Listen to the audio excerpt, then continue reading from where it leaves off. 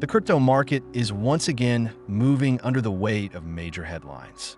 Ripple has just transferred 200 million XRP worth more than $606 million to an unknown wallet, and the speculation is immediate. Was this an over-the-counter deal with an institution, a transfer to power Ripple's on-demand liquidity corridors, or simply part of its treasury management strategy?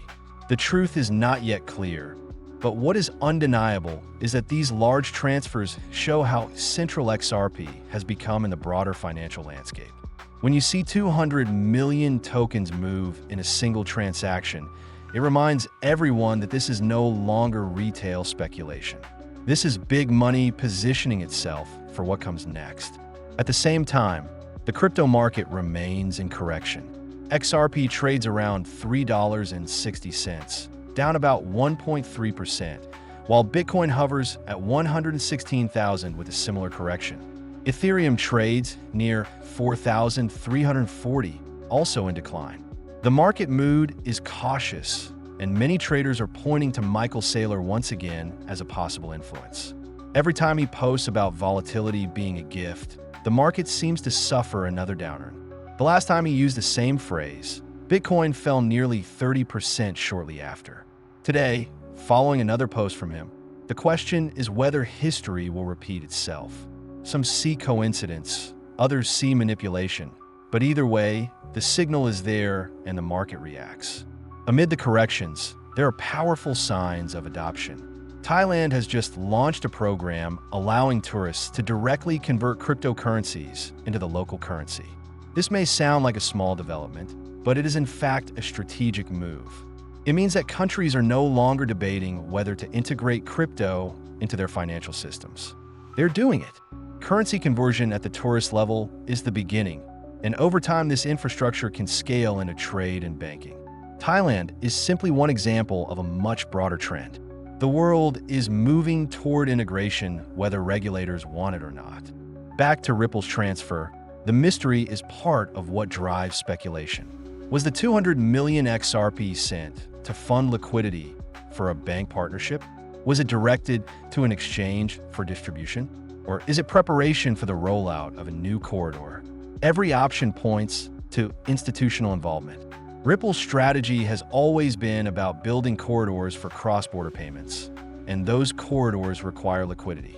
Large transfers like this have historically signaled deals behind the scenes that become public only later. This is why the market is paying so much attention to these movements.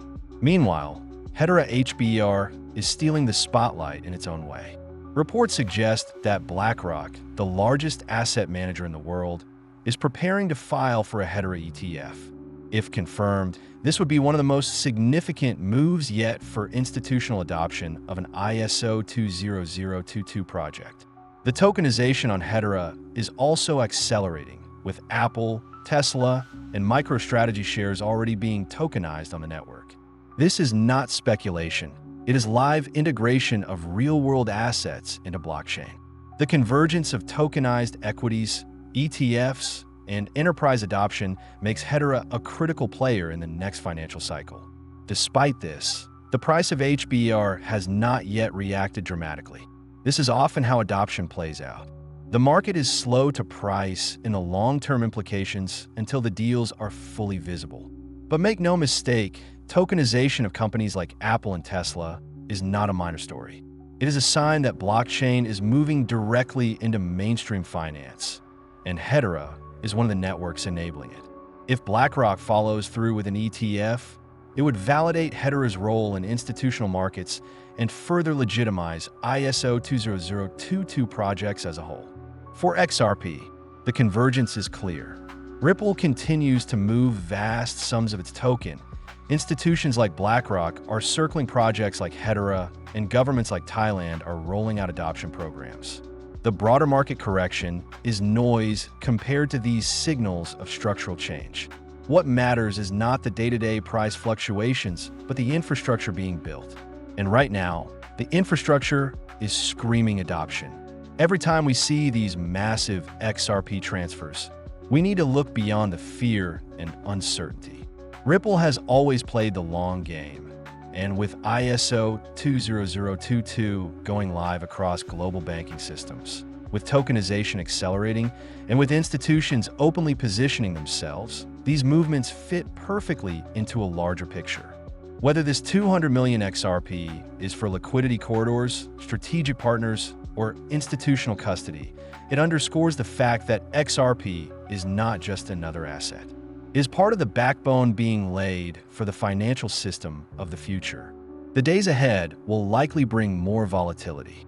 Michael Saylor's posts have a history of triggering emotional reactions in the market, and Bitcoin may yet see sharper declines. But beneath the volatility lies adoption. XRP transfers of this magnitude, Hedera's tokenization of major companies, BlackRock's ETF ambitions, and Thailand's integration of crypto into tourism all point in the same direction.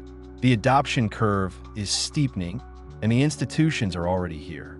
So the question for investors and followers of this space is not whether prices will dip another few percent. The real question is how soon the market will wake up to the fact that the future of finance is already being built, and projects like XRP and HBAR are at its core. Ripple moving hundreds of millions of dollars worth of XRP is not a coincidence. It is preparation. BlackRock circling Hedera is not rumor. It is the next logical step. And Thailand converting crypto for tourists is not a gimmick. It is a signal of how global finance will work in the coming years. This is why now, more than ever, it is important to pay attention to what is happening behind the headlines. Because when the dust settles, the infrastructure being built today will define the markets of tomorrow. What do you think Ripple's massive transfer really means? Is it linked to hidden partnerships, new corridors, or institutional deals? Leave your comments below and join the discussion.